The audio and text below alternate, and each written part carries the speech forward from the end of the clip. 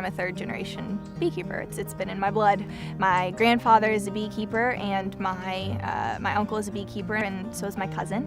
It's a family affair. I grew up in Raleigh, but my family had a farm, still does have a farm in eastern North Carolina, so I was around agriculture a lot. Growing up around bees was just so much fun. You're learning all the time. I just graduated from NC State, and I started a company called Bee Downtown when I was a junior. I'm passionate about beekeeping, but never in my wildest dream would I have thought that I would have started a company based on honeybees. I was working at the American Tobacco campus. I used to be the producer of the Lucky Strike cigarette. I'd been interning for the owner, and I asked him if I could put one hive on his roof. All I wanted was one hive, and he said sure. And Burt's Bees World Headquarters is actually there too, and he said, let's talk to them. And so I talked to them, and we added beehives up to the rooftops at American Tobacco, and then we have North Carolina's largest clear observatory hive at Burt's Bees World Headquarters at their front door. There's a long tube that comes out over head height so that it's safe for people as they walk up to the beehive. We've added over 180,000 honeybees to the American Tobacco campus.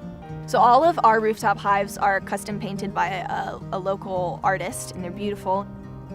Bees are healthier in urban areas because they're in stable environments. They've got more forage throughout the year.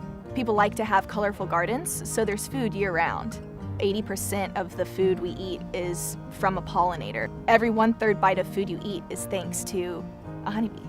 $153 billion is what honeybees contribute annually to the world's economy. We need bees, and they're dying at an alarming rate. In 2012, US beekeepers lost 50% of their honeybee populations. It hurts to see that happen because you're attached to them and you want them to do well.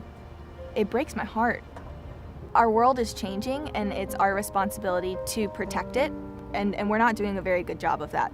The last couple years in North Carolina, we've had very long winters, a really short spring, and then it's a hot summer. We'll have 80 degrees one day, and then we'll have 30 degrees the next.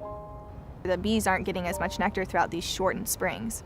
You know, flowers aren't blooming when it's 110 degrees outside. They're just, you know, there's no nectar, there's no food for the bees. The change in climates and the shortened seasons, it throws honeybees off, and a lot of that is due to climate change.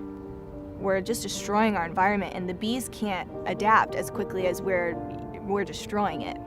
You ask a beekeeper enough questions, and they'll eventually get to the point where they're saying, well, you know, this year was a bad spring, and you know, we've had that 5 years in a row, and you're like, oh, well, yeah, that's climate change, you know, it's changing. Younger beekeepers are much more vocal about climate change. Millennials want to make a change. They're very aware of what's going on, and they want to voice their opinions. Our goal is to make a change in the world. So many millennials, they're taking the jobs that they feel like they'll actually make a change and their voice will be heard. Younger beekeepers are much quicker to say, this is partially because of climate change, and we need to do something about that.